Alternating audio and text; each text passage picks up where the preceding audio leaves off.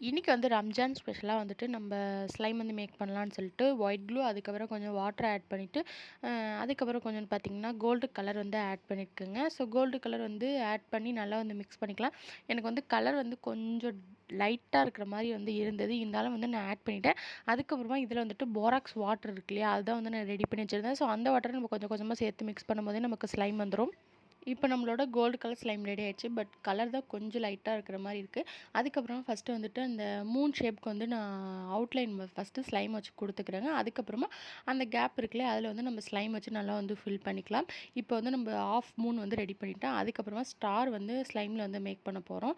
So star வந்து make பண்ணுறதுக்கு தான் கொஞ்சம் கஷ்டமா இருந்தது. இருந்தாலும் வந்து என்னால முடிஞ்ச அளவுக்கு வந்து நான் ரெடி பண்ணிட்டேன். அவ்வளோதான் நம்மளோட ஹாஃப் மூனும் அப்புறம் வந்து ஸ்டாரும் வந்து ரெடி பண்ணிட்டோம். பார்க்கறதுக்கு அந்த மாரி இருக்கா இல்லையா அப்படிங்கிறத கமெண்ட்ஸ்ல சொல்லிட்டு நம்ம சேனல மறக்காம சப்ஸ்கிரைப் பண்ணி வச்சுக்கோங்க. தேங்க்ஸ் ஃபார் வாட்சிங்.